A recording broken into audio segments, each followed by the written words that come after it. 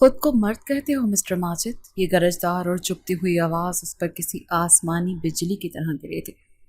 وہ ابھی ابھی اپنے چہرے سے نقلی مونچھیں ہٹا کر اور اپنے لمبے گھنے بال کھول کر واش روم کے بڑے آئینے کے سامنے کھڑی تھی۔ اس نے چہرے پر پانی کے چھینٹے مارے ہی تھے کہ آواز ابھری۔ ماریا کے ہاتھوں سے سفید تولیہ چھوٹ کر گیلی ٹائلوں والی زمین پر گرا۔ اس کی سانس حلق میں بری طرح اٹک گئی اور آنکھوں میں شدید خوف کے گہرے سائے لہرانے لگے۔ کمرے میں چھائی ہوئی گہری خاموشی میں ماریا کے دل کی دھڑکنے کی تیز آواز اتنی بلند تھی کہ اسے لگ رہا تھا جیسے اس کا دل پسلیاں توڑ کر باہر آ جائے گا۔ کیا تم واقعی سمجھتی تھی کہ تم اتنے دن تک میران ملک کی تیز آنکھوں میں اتنی آسانی سے دھول جھونک سکتی ہو؟ میران نے اپنے چمکدار جوتوں کی آہٹ پیدا کرتے ہوئے آہستہ آہستہ اندر کی طرف قدم بڑھایا اور ماریا کے بالکل قریب آ کر کھڑا ہو گیا۔ اس کی گہری سیاہ اور تیز نگاہیں ماریا کے کانپتے اور لرزتے وجود کا مکمل طواف کر رہی تھی۔ اس کی پاردار آواز میں ایک ایسا زہریلا طنز اور کاٹ تھی جس نے ماریا کے اندر تک سنسنی اور سرد لہر پھیلا دی۔ سر دراصل میرا مطلب ہے کہ میں آپ کو سب کچھ بتانے والی تھی۔ ماریا پیچھے ہٹتے ہٹتے سر دیوار سے جا لگی۔ دیوار کی ٹھنڈک اس کی کمر کو چیرتی ہوئی محسوس ہو رہی تھی، لیکن اس کے ماتھے اور ناک پر پسینے کی چمکدار قطرے ابھر آئے تھے۔ اس نے خشک اور سفید پڑتے ہونٹوں سے بمشکل یہ چند ٹوٹے پھوٹے الفاظ ادا کیے۔ وہ اس وقت ایک انتہائی ظالم شکاری کے سامنے بے بس اور نہتے شکار کی طرح کانپ رہی تھی۔ تمہاری یہ گھبراہٹ، یہ لرزتے ہوئے نازک ہاتھ اور یہ جھکی ہوئی نظریں، کیا یہ سب ایک مرد کی نشانیاں ہیں مسٹر ماجد؟ یا مجھے کہنا چاہیے مس ماریا؟ میران نے ایک قدم اور آگے بڑھایا اور اپنا دایاں ہاتھ ماریا کے سر کے بالکل قریب دیوار پر رکھ کر اسے اپنے اور دیوار کے سامنے مکمل طور پر قید کر لیا۔ اس کی سنسنی خیز اور خوفناک رات تک پہنچنے کے لیے ماریا کو ایک بہت کٹھن، اذیت ناک اور طویل سفر طے کرنا پڑا تھا، جس کی شروعات ٹھیک 2 ماہ پہلے ہوئی تھی۔ یہ کہانی اس مقام سے شروع ہوتی تھی جب ماریا کی ہستی کھیلتی زندگی اچانک ایک بھیانک اور تاریک طوفان کی زد میں آ گئی تھی۔ 2 ماہ پہلے کا وقت ماریا کی زندگی کا سب سے تاریک اور وحشت ناک دور تھا۔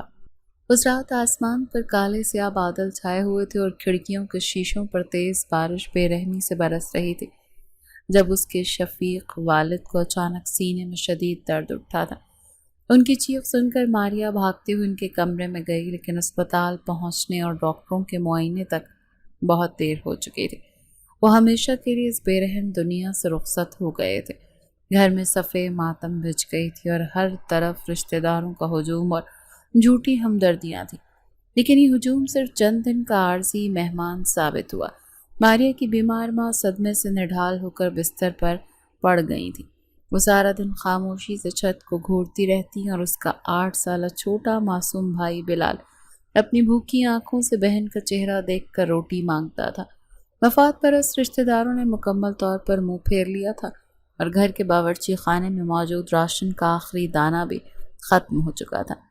ماریا بیٹا، گھر میں آٹا اور دال بالکل ختم ہو گئے ہیں اور بلال سب سے بھوکا پیاسا بیٹھا رو رہا ہے۔ اس کی حالت مجھ سے دیکھی نہیں جاتی، ماں نے انتہائی نقاہت بھری اور لرزتی ہوئی آواز میں کہا اور زور زور سے کھانستے ہوئے کروٹ بدل لی۔ ان کی بے نور آنکھوں میں بے بسی اور لاچارگی کے موٹے موٹے آنسو تیر رہے تھے۔ آپ بالکل پریشان نہ ہو میری پیاری ماں، میں آج ہی باہر جا کر کچھ نہ کچھ بندوبست ضرور کرتی ہوں۔ میرا اللہ ہمارے لیے کوئی نہ کوئی باعزت راستہ ضرور نکالے گا۔ ماریا نے جلدی سے آگے بڑھ کر ماں کے کمزور اور سرد ہاتھ کو اپنے دونوں ہاتھوں میں لے کر تسلی دی، لیکن اس کا اپنا دل خون کے آنسو رو رہا تھا۔ وہ 23 سال کی ایک انتہائی خوبصورت، پرکشش اور باحیا لڑکی تھی، جسے اس منافق معاشرے کی تلخ اور بھیڑیوں جیسی ہوسناک نظروں کا بخوبی اندازہ تھا۔ اس نے پچھلے 2 ہفتوں میں شہر کے کئی چھوٹے بڑے دفتروں کے چکر لگائے تھے، لیکن ہر جگہ اسے نوکری کے بدلے ایسے گھٹیا اور شرمناک مطالبات کا سامنا کرنا پڑا تھا جنہیں سن کر اس کی روح تک کانپ اٹھتی تھی۔ اس نے روتے ہوئے یہ حتمی فیصلہ کیا کہ وہ اپنی اور اپنے بے بس خاندان کی عزت بچانے کے لیے کسی بھی عام سے دفتر میں کمزور اور اکیلی لڑکی بن کر ہرگز کام نہیں کرے گی۔ رات کے پچھلے پہر جب سارا محلہ اور گھر گہری نیند سو رہا تھا، ماریا خاموشی سے اٹھی اور اس نے اپنے والد کی پرانی لکڑی کی الماری کھولی۔ الماری کھلتے ہی اس کے نتنوں میں اپنے والد کی جانی پہچانی خوشبو ٹکرائی تو اس کی آنکھوں سے آنسوں کی جھڑی لگ گئی۔ اس نے کانپتے ہاتھوں سے وہاں سے ایک کھلی سی پرانی پینٹ اور ایک انتہائی ڈھیلی ڈھالی سفید شرٹ نکالی۔ اس نے واش روم کے ٹوٹے ہوئے آئینے کے سامنے کھڑے ہو کر اپنے لمبے گھنے اور ریشمی بالوں کو ایک سخت اور موٹی کیپ کے اندر بے دردی سے چھپایا۔ مارکیٹ سے خریدی گئی سستی اور نقلی مونچھیں انتہائی احتیاط سے اپنے اوپری ہونٹ پر گوند سے چپکائیں اور اپنے وجود کی نسوانیت کو چھپانے کے لیے ایک موٹی اور بھاری سی جیکٹ پہن لی۔ ایک انتہائی تکلیف دہ روح فرسا اور اذیت ناک فیصلہ تھا، لیکن بھوک اور حالات کے ظالم ہاتھوں مجبور ہو کر اس کے پاس اور کوئی دوسرا راستہ نہیں بچا تھا۔ وہ روزگار کی تلاش میں گھر سے نکل پڑے تھے۔ میران ملک کی عمر بمشکل 28 سال تھی۔ وہ شہر کی ایک بہت بڑی ملٹی نیشنل اور مشہور ایڈورٹائزنگ ایجنسی کا تنہا CEO تھا۔ وہ ایک انتہائی سخت گیر، اصول پسند، غصے والا اور شہر کے امیر ترین کاروباری گھرانے کا چشم و چراغ تھا۔ اس کا عالیشان دفتر شہر کی سب سے اونچی اور چمکدار عمارت کی 20ویں منزل پر واقع تھا۔ شیشے کی شفاف دیواروں والے اس جہانہ دفتر میں داخل ہوتے ہی کسی بھی عام انسان پر ایک عجیب سا رعب اور ہیبت طاری ہو جاتی تھی۔ میران کے دفتر میں اس کے پرسنل اسسٹنٹ کی ایک اہم آسامی خالی تھی۔ ماریا اسی ماجد کے بھدے روپ میں اپنا انٹرویو دینے وہاں پہنچی۔ اس کا دل اس کے سینے میں کسی بھاری ہتھوڑے کی طرح زور زور سے دھڑک رہا تھا اور ٹانگیں منو وزنی ہو رہی تھی۔ مسٹر ماجد، سر آپ کو اندر بلا رہے ہیں، تشریف لے جائیے۔ خوبرو سیکرٹری نے اپنے انٹرکام پر حتمی ہدایات ملنے کے بعد ماریا کی طرف دیکھ کر اندر جانے کا اشارہ کیا۔ ماریا نے گہرا اور لمبا سانس لیا، اللہ کا نام دل میں پڑھا اور لکڑی کا انتہائی بھاری دروازہ دھکیل کر اندر داخل ہو گئی۔ سامنے چمڑے کی ایک بہت بڑی سیاہ اور صدارتی کرسی پر میران ملک انتہائی روبدار انداز میں بیٹھا تھا۔ اس کی تیز کاٹ دار اور عقابی نگاہیں لیپ ٹاپ کی روشن سکرین سے ہٹ کر دروازے پر کھڑے اس عجیب و غریب حلیے والے ڈرے ہوئے لڑکے پر جم گئی۔ کیا تم نے اس پرسنل اسسٹنٹ کی نوکری کے لیے اپلائی کیا ہے؟ اپنی ڈگریوں کی فائل میری میز پر رکھو اور سیدھے کھڑے ہو جاؤ۔ میران کی سرد بھاری اور پاٹ دار آواز پورے بڑے کمرے میں گونجی۔ اس کی نظروں میں ایک ایسی عجیب سی کاٹ اور چبھن تھی جو کسی کے بھی مضبوط اعصاب کو لمحوں میں شل کر سکتی تھی۔ جی سر، یہ میری پرسنل فائل اور CV ہے۔ ماریا نے جان بوجھ کر اپنے گلے پر زور دے کر اپنی آواز کو ذرا بھاری اور مردانہ کرنے کی بھرپور کوشش کی، لیکن اس کی شدید گھبراہٹ اور لرزش بالکل واضح تھی۔ اس نے ڈرتے ڈرتے 2 قدم آگے بڑھا کر اپنے نیلے رنگ کی فائل میران کے شیشے کی چمکدار میز پر رکھی۔ اسی لمحے میران کی گہری نظر اس کے کانپتے اور لرزتے ہاتھوں پر پڑی۔ وہ ہاتھ کسی بھی زاویے سے ایک عام مرد کے کھردرے اور سخت ہاتھ نہیں تھے، وہ انتہائی نرم، نازک اور ملائم اور دودھ جیسے سفید ہاتھ تھے جن پر زندگی کی کوئی سختی نہیں تھی۔ وہ خوفزدہ ہرنی جیسی بڑی بڑی آنکھیں سب کچھ چیخ چیخ کر کوئی اور ہی انوکھی کہانی سنا رہے تھے۔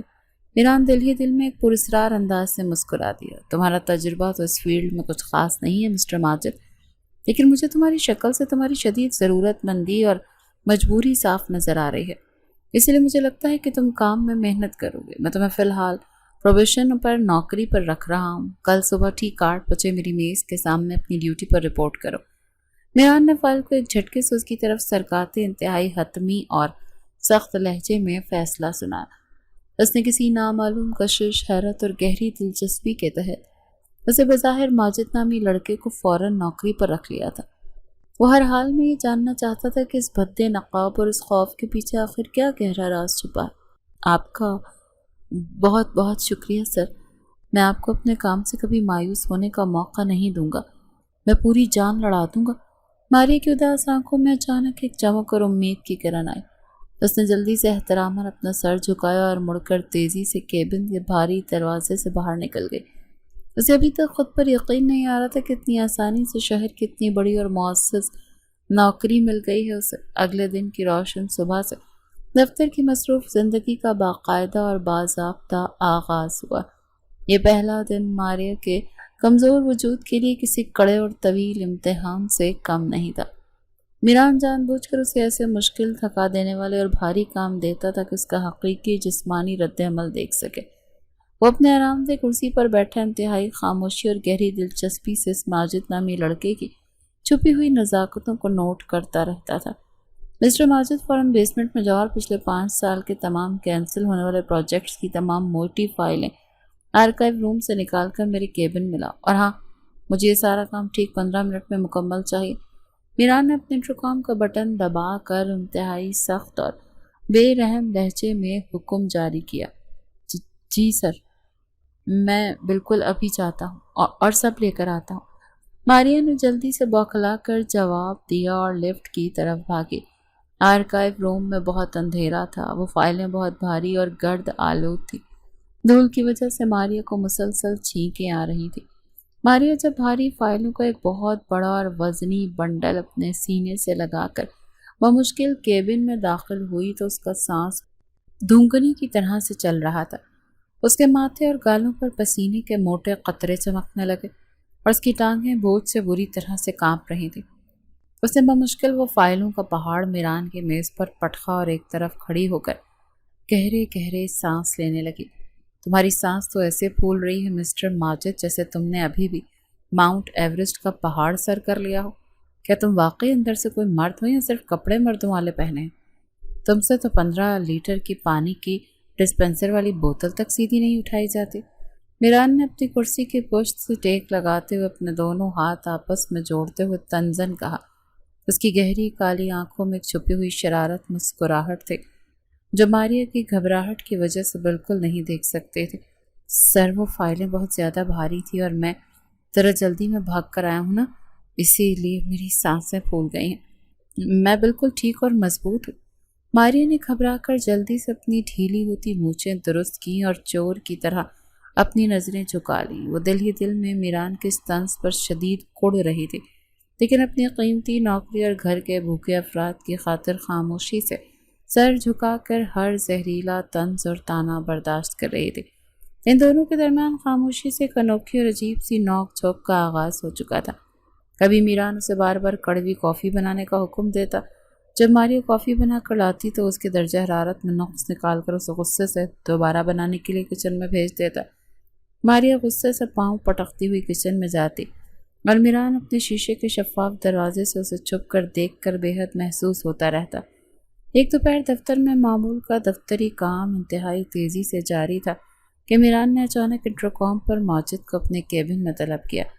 ماریا جلدی سے اپنی ڈائری اور پین لے کر اندر داخل ہوئی تو اس نے دیکھا کہ میران کا چہرہ اور لہجہ انتہائی سنجیدہ اور حتمی تھا۔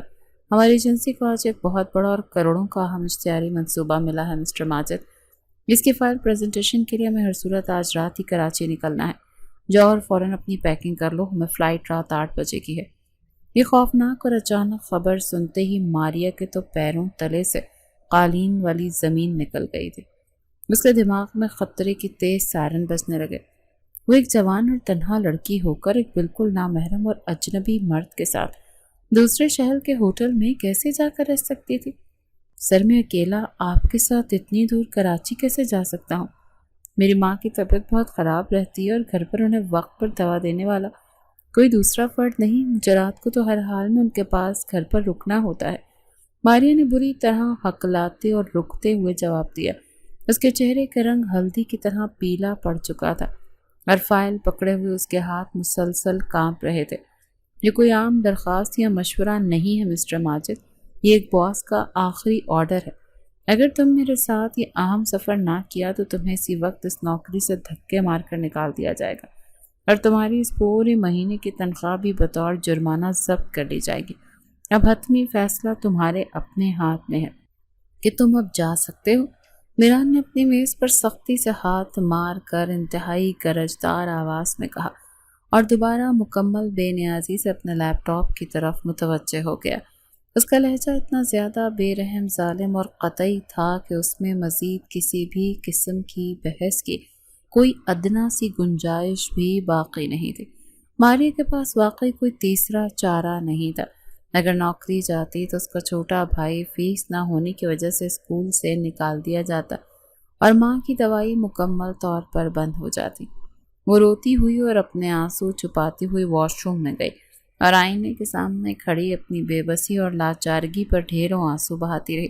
اس نے بوجھل ٹوٹتے اور ڈوبتے ہوئے دل کے ساتھ اپنا تھوڑا سا ضروری سامان ایک پرانے بیگ میں پیک کیا اور فون کر کے اپنی ماں کو روتی ہوئی آواز میں ایک چھوٹی تسلی دے کر اسے دفتر کے ایک انتہائی اہم کام سے اچانک جانا پڑ رہا تھا اور وہ 2 دن میں جلدی واپس آ جائے گی۔ وہ رکشہ لے کر مقررہ وقت پر ایئرپورٹ پہنچ گئی، جہاں میران ملک ایک انتہائی شاندار 3 پیس سوٹ پہنے انتہائی پروقار اور روبدار انداز میں کھڑا اسی کا انتظار کر رہا تھا۔ ماریا نہیں جانتی تھی کہ بظاہر عام سا نظر آنے والا سفر اس کی زندگی کو ایک ایسے بھیانک اور سنسنی خیز موڑ پر لا کر کھڑا کرے گا جہاں سے واپسی کا بھی کوئی راستہ نہیں ہوگا۔ ہوائی جہاز کا وہ سفر اس کے لیے ایک نیا عذاب لے کر آنے والا تھا۔ اس نے کسی طرح بورڈنگ تو کراس کر لی۔ اس وقت مسجد وہاں موجود نہیں تھی، واپسی بھی وہ ایسے ہی کرنے والی تھی، جہاں کے بڑے اور روشن کیبن میں مسافروں کی چہل پہل جاری تھی۔ ایئر ہوسٹس مسکراتے ہوئے سب کو ان کی مخصوص نشستوں کی طرف رہنمائی کر رہی تھی، جب ماری اپنے کانپتے قدموں کے ساتھ میران کے بالکل پیچھے چل رہی تھی۔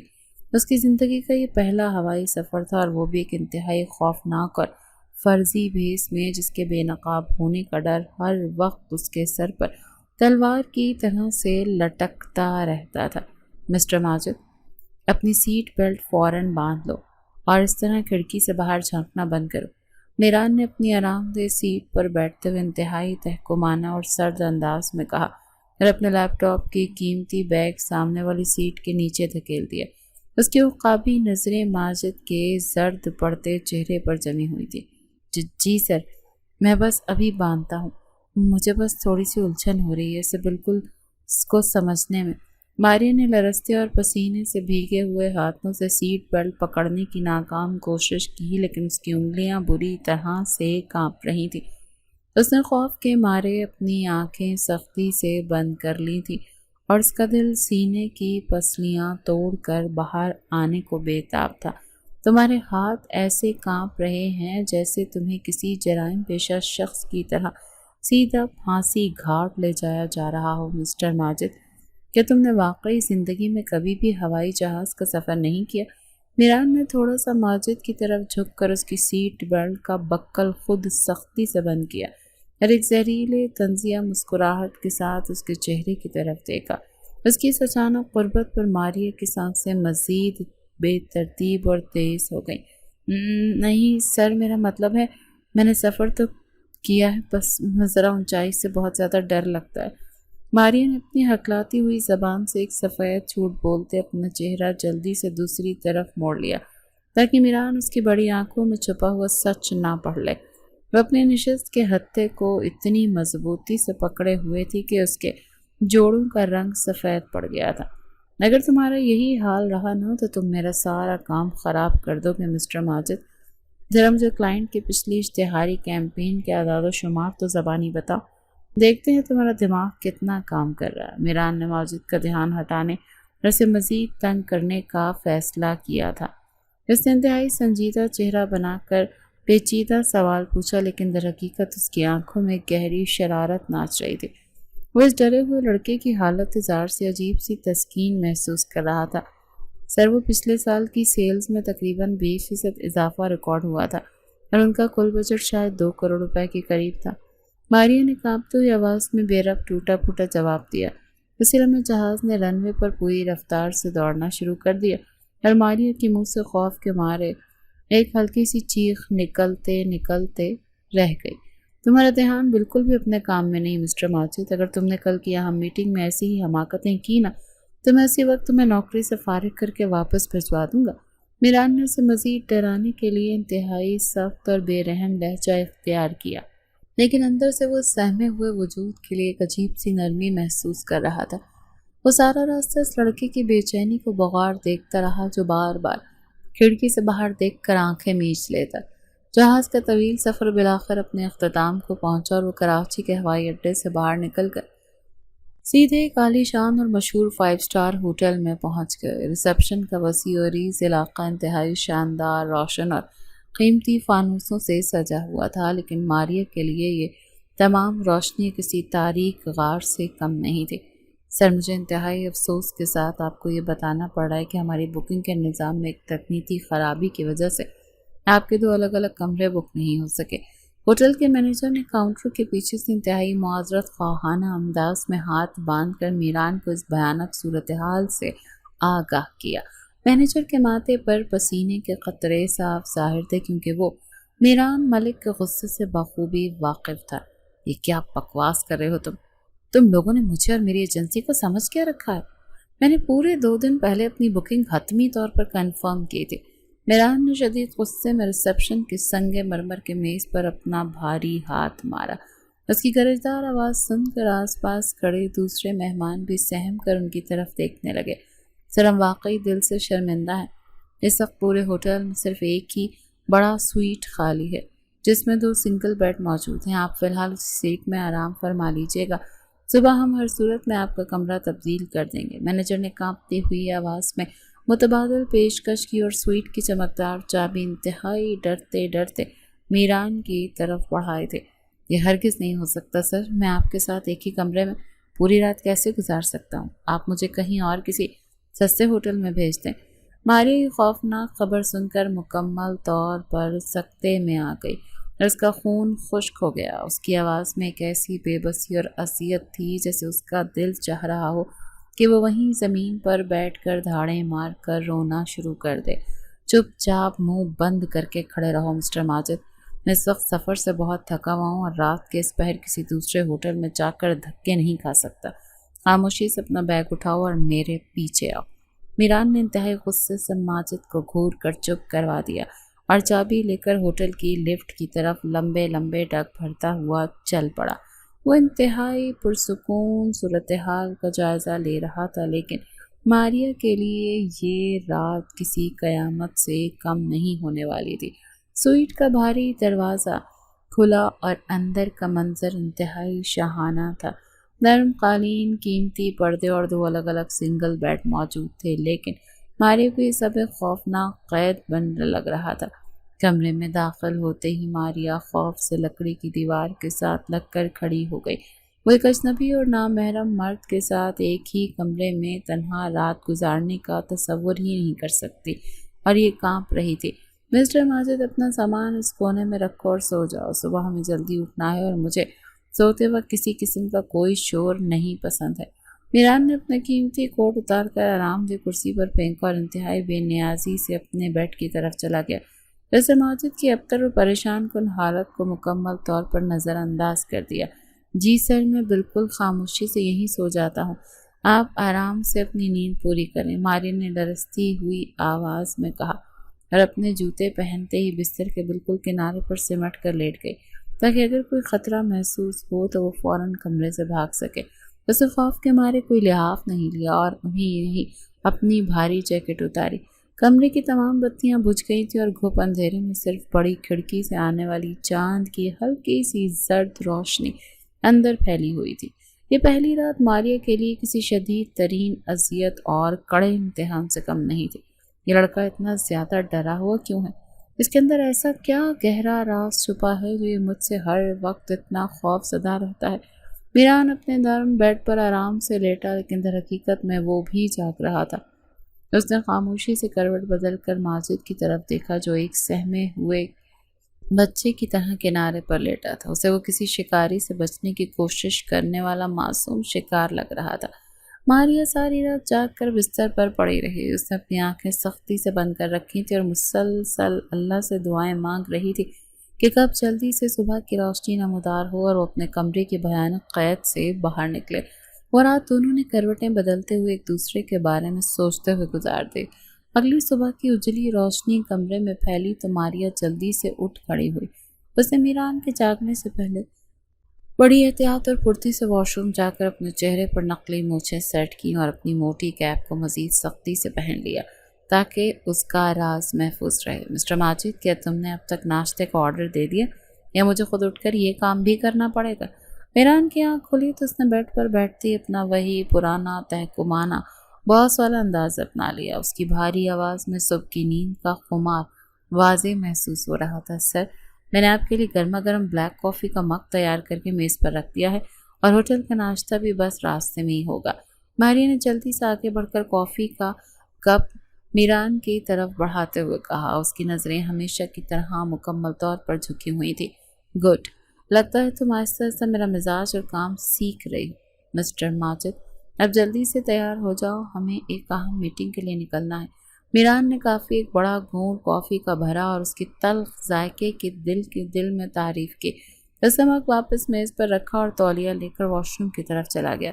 تھوڑی دیر کے بعد جب وہ میران تیار ہو کر باہر آیا تو ماریا سے دیکھ کر مبہوت رہ گئی۔ میران ایک انتہائی شاندار اور قیمتی 3 پیس سوٹ میں ملبوس تھا۔ اس کے بال انتہائی سلیقے سے بنے ہوئے تھے اور اس کی باوقار اور وجیح شخصیت کا روپ واقعی دیکھنے کے لائق تھا۔ ماریا اس کے پیچھے پیچھے چلتے ہوئے دل میں اس کی اس پرکشش شخصیت سے بے حد متاثر ہو رہی تھی۔ میری پریزنٹیشن کی فائلیں اور لیپ ٹاپ دھیان سے پکڑنا مسٹر ماجد، آج کی میٹنگ ہماری ایجنسی کے لیے زندگی اور موت کا مسئلہ ہے۔ میران نے شیشے کے سامنے کھڑے ہو کر اپنے کف لنکس درست کرتے ہوئے ماجد کو سخت ہدایات دی اور ہوٹل کے شاندار کانفرنس روم کی طرف چل پڑا۔ جی سر، میں نے سب کچھ انتہائی احتیاط سے رکھ لیا ہے، آپ بالکل بھی فکر مت کریں۔ ماریا نے فائلوں کا بھاری بوجھ سنبھالتے ہوئے انتہائی تابعداری سے جواب دیا۔ اسے اب آہستہ آہستہ اس بات کا احساس ہونے لگا تھا کہ میران ظاہری طور پر جتنا سخت مزاج اور غصے والا نظر آتا ہے، اندر سے وہ اتنا ہی نرم دل ہے۔ میٹنگ روم انتہائی وسیع اور جدید سہولیات سے آراستہ تھا۔ کلائنٹ کمپنی کے تمام اہم نمائندے وہاں پہلے سے موجود تھے۔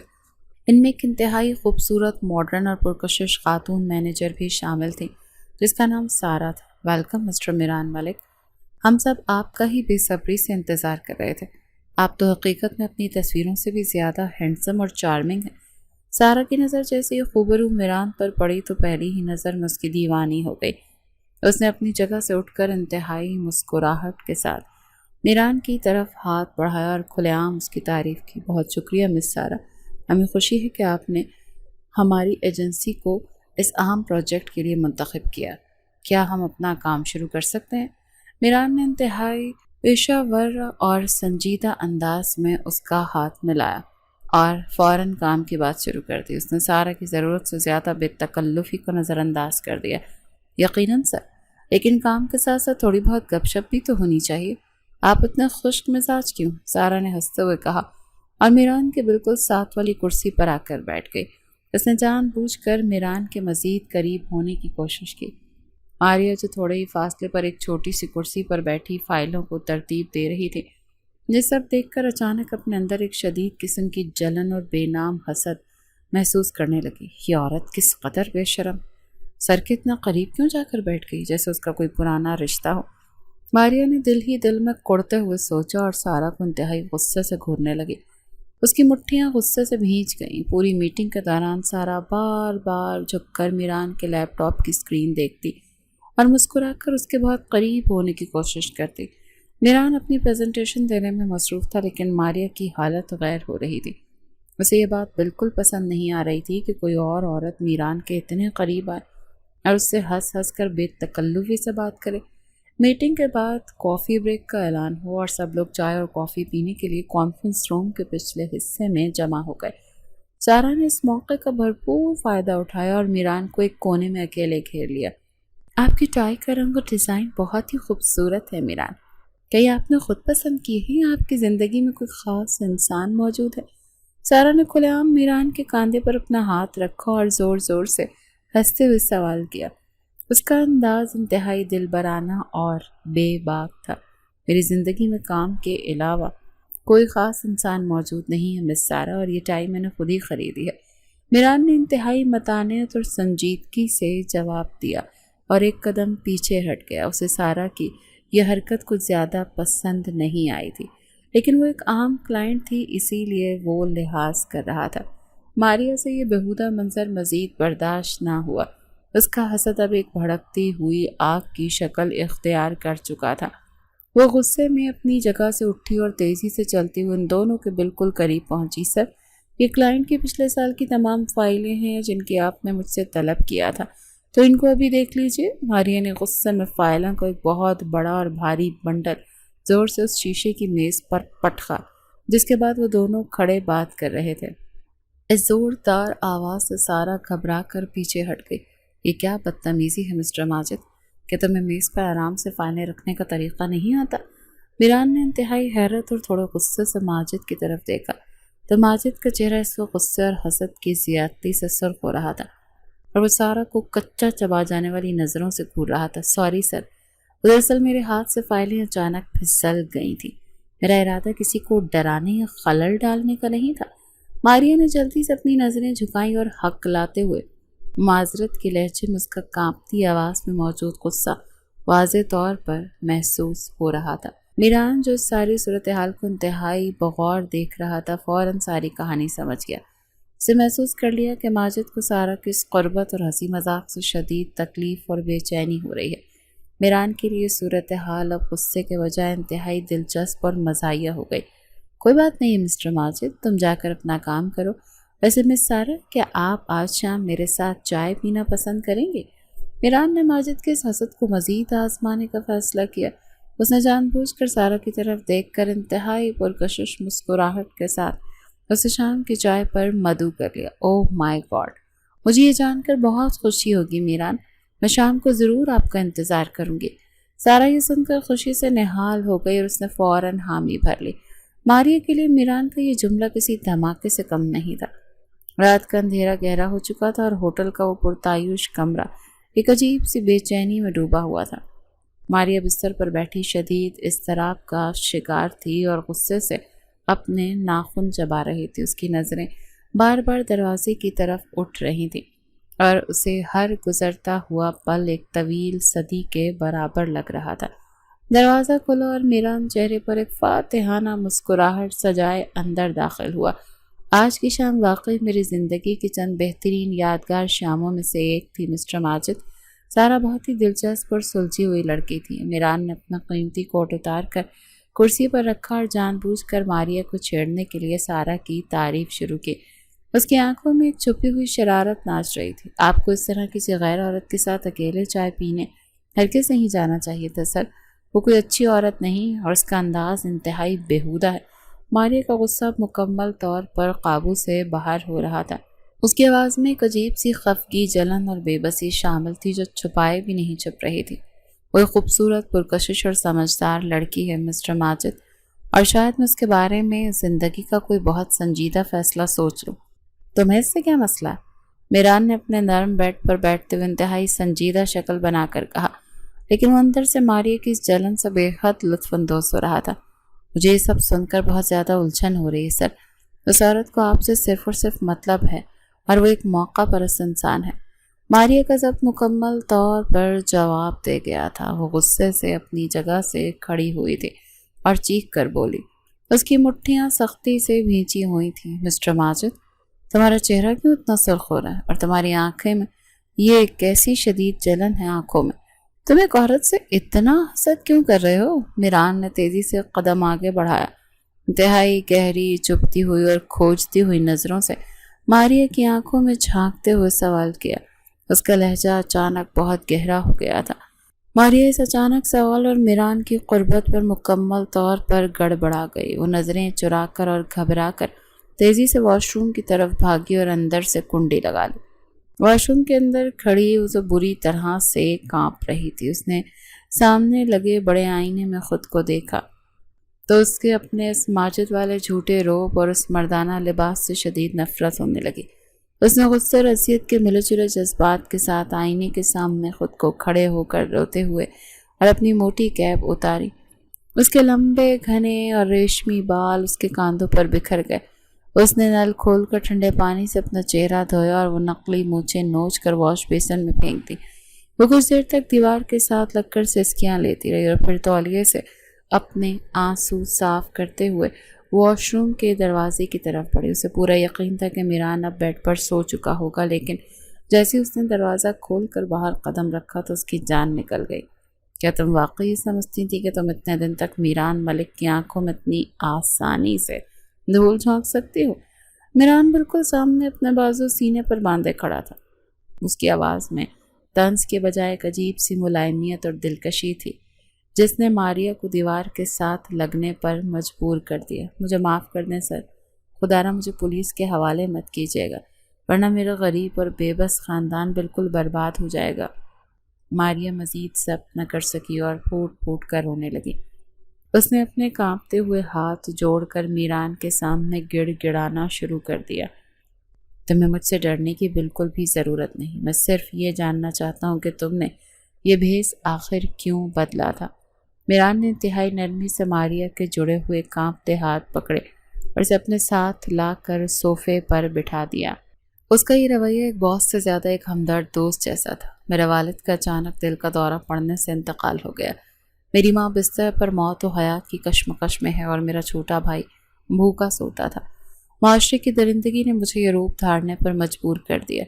ماریا روتی جا رہی تھی اور اپنے دل کا سارا غبار نکال کر اس نے اپنے گھر کی غربت، رشتہ داروں کی بے حسی اور نوکری کے لیے در در کی ٹھوکروں کا سارا سچ میران کو بتا دیا۔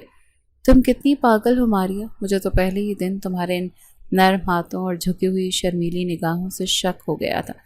میں تو بس یہ دیکھنا چاہتا تھا کہ یہ معصوم لڑکی کب تک ماجد کا بھاری بوجھ اٹھاتی ہے۔ میران نے ایک دلکش اور پرسکون مسکراہٹ کے ساتھ ماریا کی طرف دیکھا تو اس کی آنکھوں میں ماریا کے لیے گہری عزت اور محبت ابھر آئی۔ کیا آپ مجھے اس جھوٹ کی وجہ سے نوکری سے نہیں نکالیں گے؟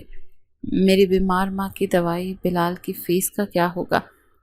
ماریا نے آنسوں سے بھری بڑی بڑی آنکھوں کے ساتھ میران کی طرف دیکھا تو اس کی آواز ابھی تک صدمے اور ڈر کی وجہ سے لرز رہی تھی۔ تمہاری نوکری بالکل محفوظ ہے ماریا، بلکہ اب تمہیں ماجد بن کر گھٹنے کی کوئی ضرورت نہیں ہے۔ کل سے تم پورے وقار کے ساتھ ماریا بن کر میرے ساتھ کام کرو گی۔ میران نے انتہائی دلچسپ اور محبت بھرے لہجے میں اسے یقین دہانی کرائی، جس سے ماریا کے دل کا وہ پہاڑ جیسا بوجھ تو یکدم ہی اڑ گیا۔ اس رات اس نے مہینوں بعد سکون کی سانس لی۔ اس یادگار اور فیصلہ کن رات کے بعد ان دونوں کے درمیان انتہائی خوبصورت، پاکیزہ اور انوکھے رشتے کی خاموش آغاز ہو گیا۔ اگلی صبح جب ماریا سو کر اٹھی تو اس کے چہرے پر کوئی پرانا خوف اور ڈر نہیں تھا، بلکہ ایک عجیب سا پرسکون اور روشن نکھار تھا۔ فارغ وقت میں میران ماریا کو گاڑی میں بٹھا کر کراچی کی سیر کروانے لے گیا۔ مسٹر ماجد، ذرا دھیان سے چلنا، کہیں سمندر کی تیز ہوا سے تمہاری مونچھیں اڑ کر پانی میں نہ گر جائیں۔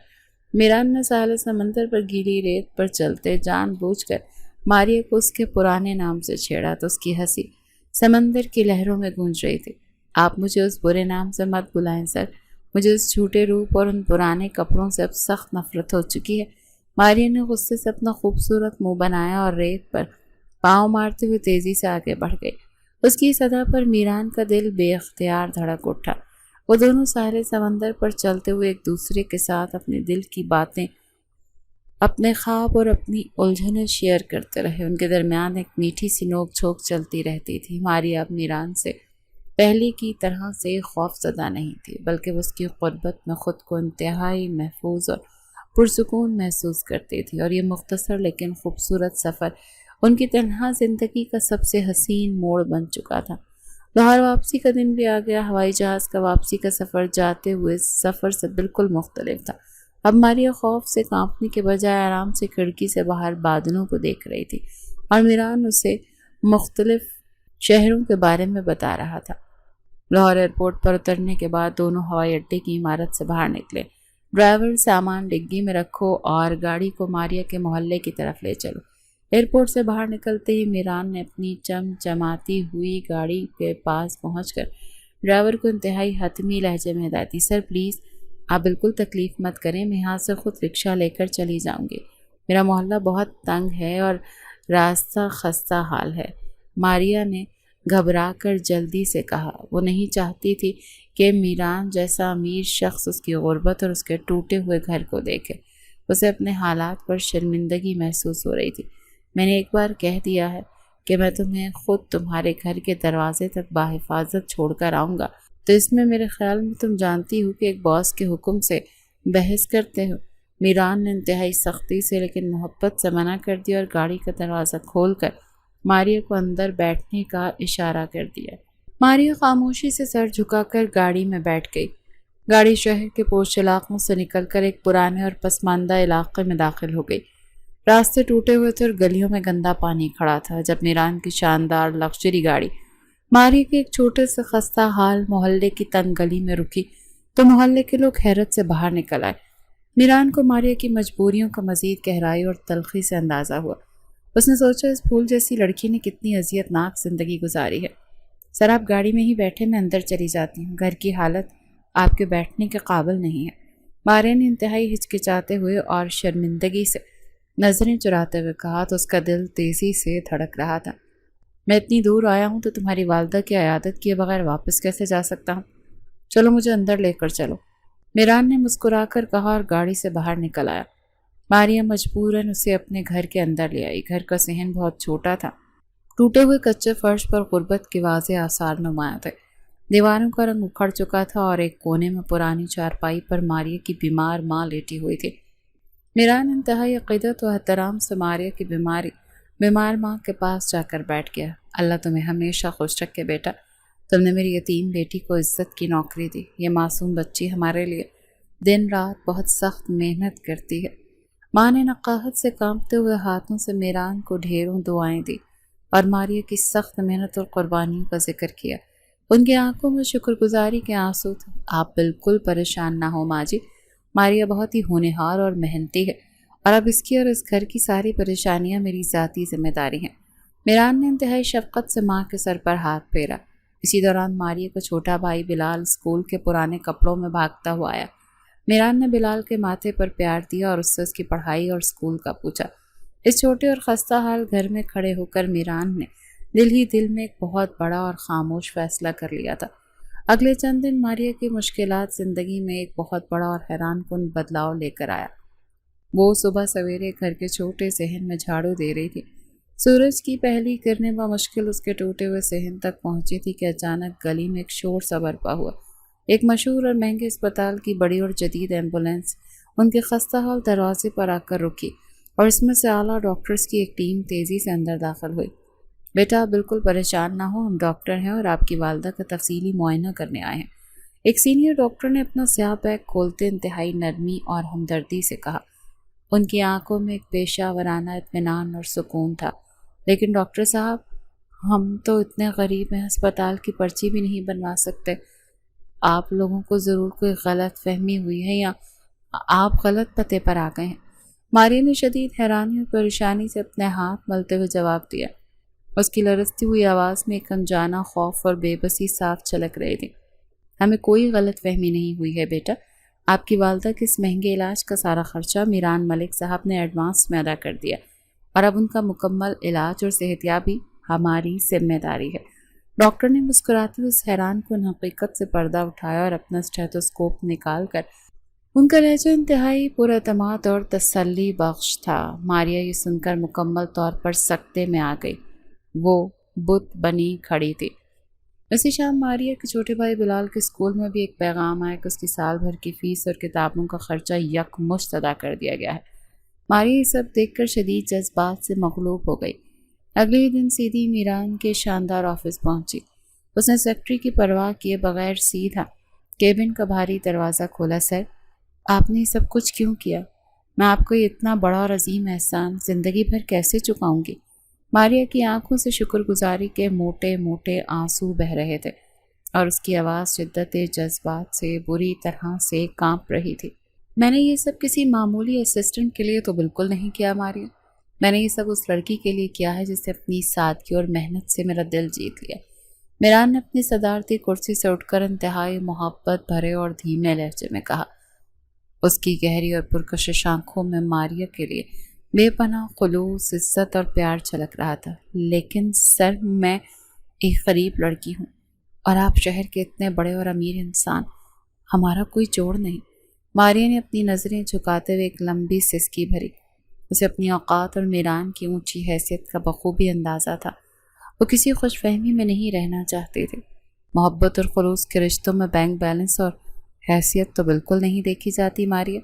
تم بس آنے والے خوبصورت دنوں کا انتظار کرو اور اپنے یہ قیمتی آنسو فوراً سے پہلے صاف کر لو۔ میران نے ٹیشو پیپر کا ڈبہ اس کی طرف بڑھاتے ہوئے ایک پرسکون اور دلکش مسکراہٹ کے ساتھ جواب دیا۔ اس کے چہرے پر ایک حتمی اور اٹل فیصلہ تھا۔ ایک خوبصورت اتوار کی پرسکون شام تھی جب میران کی لگژری چمچماتی گاڑی دوبارہ سے ماریہ کے چھوٹے سے پسماندہ محلے میں آ کر رکی۔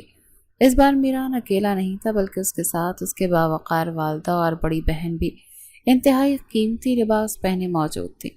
محلے والے تو انتہائی حیرت سے اپنی چھتوں اور دروازوں سے یہ انوکھا منظر دیکھ رہے تھے۔ آئیے بیگم صاحبہ، اندر تشریف لائیے۔ ہمارا یہ غریب خانہ آپ کے لائق تو ہرگز نہیں، لیکن آپ کا یہاں آنا ہمارے لیے باعث فخر ہے۔ ماریہ کی بیمار ماں نے اپنی پرانی چارپائی سے اٹھنے کی کوشش کرتے ہوئے انتہائی عقیدت اور ہچکچاہٹ سے ان معزز مہمانوں کا استقبال کیا تھا۔ ان کی کمزور چہرے پر ایک عاجزی اور شرمندگی تھی۔ آپ بالکل زحمت نہ کریں بہن جی، آپ آرام سے بیٹھی رہیں، ہم تو یہاں ایک بہت بڑی خوشی اور امید لے کر آئے ہیں۔ میران کی والدہ انتہائی شفیق اور مہربان خاتون تھی۔ انہوں نے فوراً آگے بڑھ کر ماریہ کی ماں کو واپس چارپائی پر بٹھایا اور ان کے کھردرے ہاتھ تھام لیے۔ ان کی نرم لہجے میں تکبر یا غرور تو کل نام و نشان بھی نہیں تھا۔ حکم کیجیے بیگم صاحبہ، ہم غریب اور لاچار لوگ آپ کی کیا خدمت کر سکتے ہیں؟ ماریہ کی ماں نے شدید حیرت اور احترام سے پوچھا۔ ان کی دھستی ہوئی آنکھوں میں بہت سے انکہے سوالیہ نشان تھے۔ ہم کوئی خدمت کروانے نہیں آئے، بلکہ میں انتہائی عزت اور احترام کے ساتھ آپ کی چاند جیسی بیٹی ماریہ کا ہاتھ اپنے اکلوتے بیٹے میران کے لیے مانگنے آئی ہوں۔ میران کی والدہ نے ادھر ادھر کی باتیں کیے بغیر سیدھی مدعے پر آتے ہوئے انتہائی محبت اور مان سے رشتہ طلب کیا۔ ان کے روشن چہرے پر ایک سچی اور میٹھی مسکراہٹ تھی۔ یہ آپ کیا کہہ رہی ہیں بیگم صاحبہ؟ ہم تو بہت غریب لوگ ہیں، آپ کے محلات کے برابر ہم کیسے ہو سکتے ہیں؟ یہ تو ہمارے لیے کسی بڑے آسمانی معجزے سے بالکل بھی کم نہیں ہے۔ ماریہ کے غریب ماں فرط جذبات سے دھاڑے مار مار کر رونے لگی تھی۔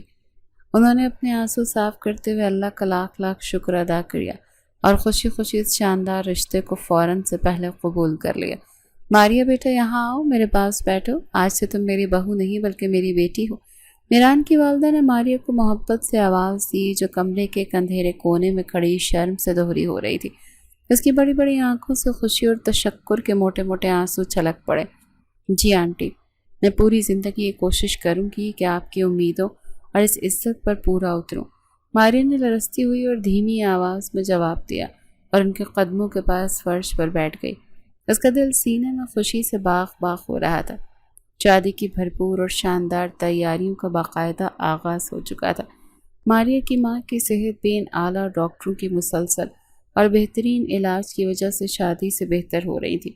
میران ہر روز شام کو دفتر کے بعد ماریہ کو اپنی گاڑی میں بٹھا کر شاپنگ کے لیے لے کر جاتا تھا۔ میران، مجھے اتنے مہنگے کپڑوں اور زیورات کی بالکل ضرورت نہیں ہے، خدا را اتنے بے تحاشا پیسے خرچ کرنے سے گریز کریں۔ ماریہ نے شہر کے سب سے بڑے مال میں ایک انتہائی قیمتی عروسی جوڑے کی ہوش شبہ قیمت دیکھ کر گھبراتے ہوئے میران کا بازو پکڑ لیا۔ اس کی آواز میں ایک مڈل کلاس لڑکی کی مخصوص پریشانی اور کفایت سے آ رہی تھی۔ میری ہونے والی بیوی اس دنیا کی سب سے خوبصورت اور قیمتی لباس پہنے گی ماریہ، اور تم مجھے میرے پیسوں کے معاملے میں بالکل مت روکا کرو۔ میران نے اس کا ہاتھ ہلکے سے دباتے ہوئے انتہائی مان اور ضد بھرے لہجے میں کہا۔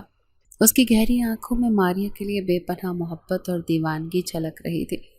ان کے درمیان شاپنگ کے دوران بھی وہی پرانی اور خوبصورت نوک جھونک جاری تھی۔ وہ مال کے مختلف روشن حصوں میں گھومتے اور ایک دوسرے کی پسند کو جانچتے رہتے۔ ماریہ، ذرا اس دکان کی طرف تو دیکھو، یہ مردانہ سوٹ اور یہ پینٹ شرٹ مسٹر ماجد پر کتنا جچے گا نا؟ کیا خیال ہے ایک جوڑا ماجد کے لیے بھی خرید لیں؟ میران نے قیمتی مردانہ لباس کی دکان کی طرف اشارہ کرتے ہوئے مذاق میں اونچی آواز میں ہنس کر کہا تھا، تو اس کی آنکھوں میں وہی پرانی اور مانوس سی شرارت جاگ اٹھی۔ آپ اگر اپنی باتوں سے باز نہ آئے نا تو میں یہ ساری شاپنگ یہیں پر چھوڑ کر ابھی رکشہ لے کر گھر چلی جاؤں گی۔ مجھے اس بھیانک نام سے سخت چڑ ہے۔ ماریہ نے غصے سے اپنا چہرہ سرخ کرتے ہوئے میران کو مارنے کے لیے اپنا ہاتھ بڑھایا۔ اس کی اس معصومانہ خفگی پر دونوں ہنس ہنس کر دوہرے ہو گئے تھے۔ ان کی زندگی میں خوشیوں اور سکون نے اب مکمل طور پر اپنے مستقل ڈیرے ڈال لیے تھے اور آخرکار ان کی شادی کا وہ یادگار اور حسین دن آ ہی گیا۔ لاہور کا ایک بہت بڑا اور پرتعیش مارکیٹ रंग बिरंगी रोशनी और ताज़ा खुशबूदार फूलों से जगमगा रहा था। हर तरफ खुशबू और खुशियों का राज था और शहर के तमाम बड़े लोग वहाँ मौजूद थे। तुम आज रात वाकई किसी सच्चे और खूबरू शहजादे से कम नहीं लग रहे मीरान। मेरी नज़र ना लग जाए तुम्हें। मीरान की बड़ी बहन ने उसके स्याह रंग की कीमती शेरवानी का कॉलर ठीक करते हुए बेपनाह प्यार से कहा। मीरान के चेहरे पर एक फातिहाना पुरसुकून और मुकम्मल होने वाली खुशी थी। तो दूसरी तरफ मारिया सुर्ख रंग के इंतहाई खूबसूरत और भारी उरूसी जोड़े में मलबूस फूलों से सजे स्टेज पर बैठी थी। उसका हुस्न चौदहवीं के चांद को शर्मा रहा था और उसकी झुकी हुई निगाहें उसकी हया की गवाही दे रही थी। मारिया बिनते अहमद, क्या आपको मीरान मलिक वल्द रिजवान मलिक के साथ अपना निकाह कबूल है? काजी साहब ने मारिया के सर पर शफकत से हाथ रखते हुए बाकायदा और शरई इजाज़त तलब की तो पूरे हॉल के माहौल में एक पुरवकार और दिल धड़का देने वाली खामोशी छा गई। जी, मुझे कबूल है। मारिया ने इंतहाई धीमी, कांपती और शर्माती हुई आवाज़ में 3 बार अपना हतमी इकरार किया। उसके इकरार के साथ ही कबूल है कि इन इंतहाई खूबसूरत और पाकीज़ा अल्फाज ने इन दोनों को हमेशा के लिए एक अटूट बंधन में बांध दिया। निकाह की बाकायदा तकरीब के बाद मीरान स्टेज पर मारिया के बिल्कुल करीब आकर बैठा और उसकी तरफ झुका। आज से मिस्टर माजिद हमेशा के लिए ख़त्म हो गया और मिसेस मीरान मलिक की नई और ख़ूबसूरत ज़िंदगी का बाकायदा आगाज़ हो गया है। मीरान ने मुस्कुराकर मारिया का माथा चूमा और उसके कान में इंतहाई सरगोशी करते हुए कहा। उसकी गर्म सांसें मारिया के कानों से टकरा रही थी। आप पूरी ज़िंदगी मुझे इस नाम का ताना देते रहिएगा, मैं अब आपकी कैदी जो बन गई हूँ। मारिया ने शर्मा कर अपनी नज़रें मज़ीद झुका ली और उसके नर्म गालों पर हया की गहरी लाली छा गई। रुखसती का वक्त आया तो सारा माहौल ही उदास हो गया।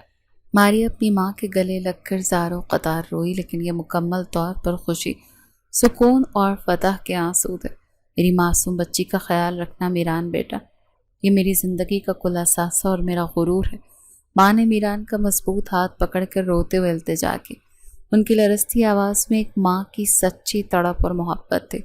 यह मेरी ज़िंदगी है माँ जी, आप बेफिक्र होकर घर जाएं, मैं इसे कभी रोने नहीं दूंगा।